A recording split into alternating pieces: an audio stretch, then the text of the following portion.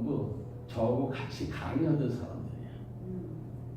그래서 우리가 이 음악의 중요성만은 정확히 알아야 교회가 성공할 수 있다. 가장 중요한 거예요. 이게. 예배의 첫째가 찬양, 말씀, 기도입니다. 이것이 가장 예배에 중요한 거예요. 그러니까 준비 찬양이라는 건 있을 수가 없어요. 찬양이 시작되면 예배는 시작된 거예요. 그 다음에 말씀을 들어야 되고 그 다음에 기도해야 되는 거예요.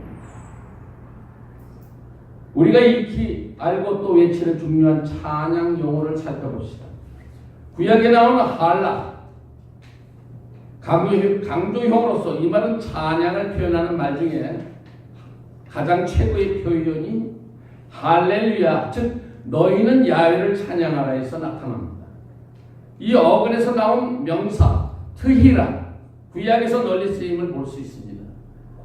이것은 시편 145편의 제명이며 복수로는 시편의 히브리어의 제목입니다. 할랄은 구약 성경에서 99번 사용된 것으로서 찬양으로 번역된 다른 어떤 단어보다도 많이 사용된 것이며 이 낱말은 거의 3분의 1이 시편에 쓰여지고 있으며 이는 찬양하라는 명령으로서 사용되었습니다.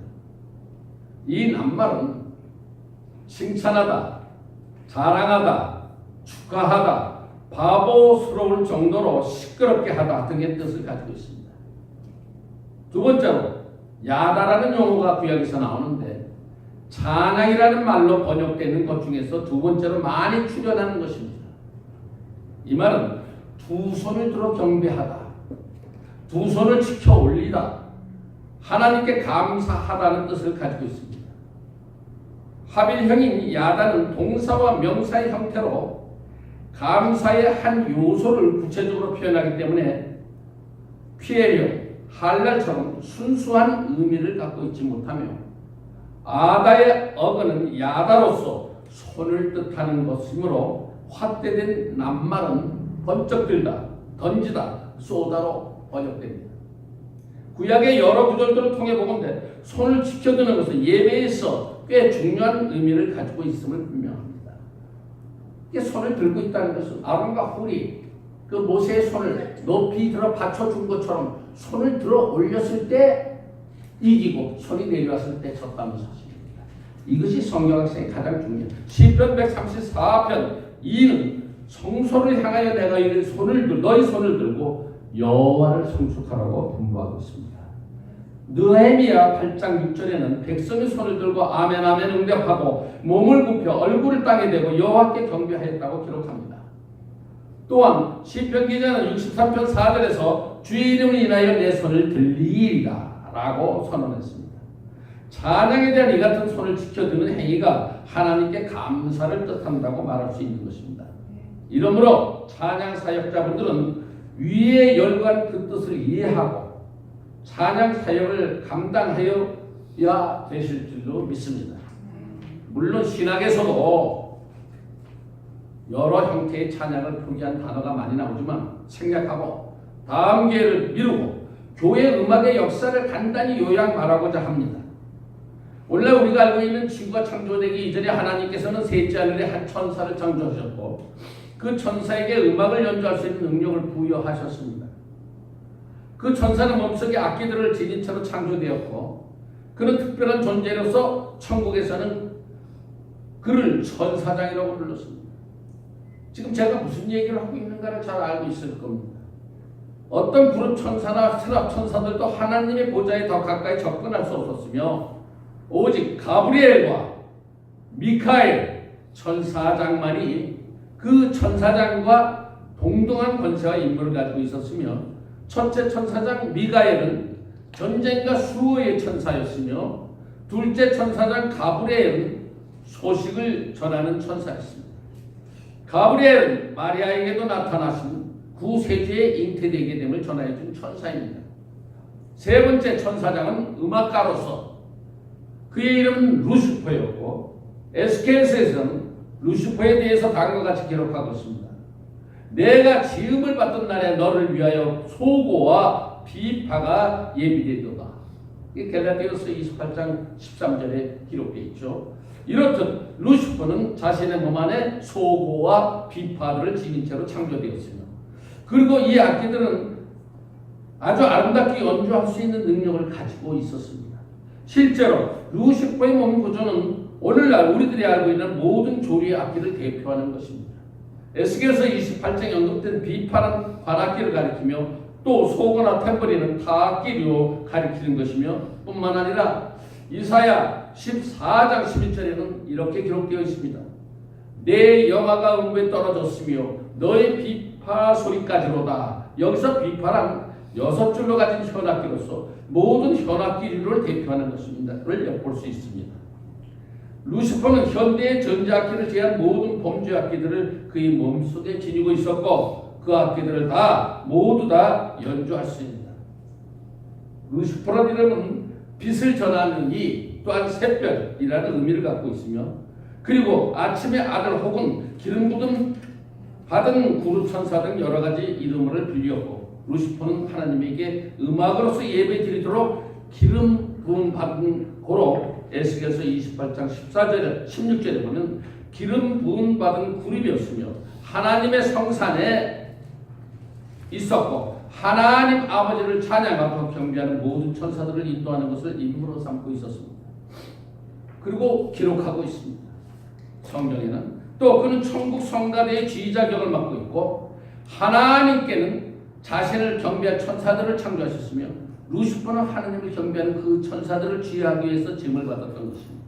누가복음 3장 13절과 14절에 호련히 허다한 천군이 그의 천사와 함께 있어 하나님을 찬송하며 가로되 지극히 높은 곳에는 하나님의 영광이요 땅에서는 기뻐하심을 입은 사람들 중에 평안하다 라고 기록하였고, 요한계시록 또 5장 11절과 12절 다음과 같이 기록하고 있습니다. 내가 또 보고 들음에 보좌와 생물들과 장로들을 둘러선 많은 천사들의 음성이 있었으니 그 수가 만만이요 천천이라 큰 음성으로 가로되 죽임을 당하신 어린 양의 능력과 부와 지혜와 힘과 존귀와 영광과 찬송을 받으시게 합당하도다라고 기록되어 있습니다. 루시퍼는 아마 자신의 몸속에 지닌 권악기, 타악기, 현악기들로서 반주해 주었을 것입니다. 그럼 마찬가지로 이렇게 하나님께 받은 지혜, 그 모든 것이 하나님께로부터 온 겁니다. 그것이 우리 김성현 목사님도 물론 받으셨을 줄 믿고, 그래서 열심히 지금 율동을 하시고 계시는데, 여기에 중요한 것은 이가 나중에 어떻게 되느냐가 중요한 것입니다. 이 루시퍼가 하나님께서 하늘 아래에 임박된 음악사역을 위해 특별히 기름 부음을 루시퍼에게 부여하셨고, 루시퍼는 천국음을 담당함에 있어서 최고의 우두머리인 음악 감독이었고, 그는 스스로 오케스트라 그 자체였으며 악기들을 연주하는 천사들을 지휘하는 지휘자로서 천국에서 매우 중요한 임무를 맡고 있으며, 루시퍼는 성가의 대장이요 지휘자뿐만 아니라 오케스트라의 총지휘자였던 것입니다. 우리 김성모 스님 무용의 총지휘자예요. 지금에 대해서 하나님을 예배하기 위하여 루시퍼의 몸속에 음악이 만들어진 것이 태초에 만들어진 음악의 목적입니다. 오늘 여기 모이신 찬양 사역자분들과 무용, 또 우리 신학생들 꼭 기억해야 할 문제는, 이렇게 헤아릴 수 없는 은혜를 한 몸에 독차지한 천사장이 왜 오늘날 사탄이 되었을까요? 이게 중요한 거예요. 왜 사탄이 되었을까요? 교만입니다. 내가 무용을 잘하니까 교만해야 된다. 내가 찬양을 잘하니까 교만해야 된다. 이런 건 교회에서 하나님 앞에서는 다 쓸모없는 겁니다. 내가 줄줄줄줄 성경 구절을 잘 외우니까 이게 내가 자랑스러운 거다. 이게 아니에요. 하나님 보시기에 합당한 사람이 되어야 된다. 하나님 보시기에 합당한 사람. 하나님이 좋아하시는 것만 해야 된다. 교만과 욕심과 자만의 결과예요. 이사야 14장 11절에 그 말씀대로 내 영화가 음부에 떨어졌으며 내 비파 소리까지로다. 이것이 루시퍼의 마지막입니다. 인간이 창조된 후에 최초 음악 기사를 창세기 4장 21절에 다음과 같이 기록하고 있습니다. 그 아우의 이름은 유발이니 그는 수금과 퉁소를 잡은 모든 자의 조상이 되었음을 언급합니다. 바로 찬양의 시조가 유발입니다. 장식. 바로 찬양 사역자들뿐만 아니라 모든 음악인들은 조상이 유발인 것만은 분명합니다. 찬양하는 형태의 음악은 출애굽기 15장 1절과 2절에서 감격스럽게 나타납니다. 내가 여호와를 찬송하리니 그는 높고 영원하오시며 말과 그 탄 자를 바다에 던지우셨음이로다. 여호와는 나의 힘이요 노래시며 나의 구원이시로다. 이 내용은 모세와 이스라엘 백성들이 홍해를 육지처럼 건너간 후에 강변에서 하나님의 놀라운 능력과 구원을 노래한 감격스러운 찬송입니다.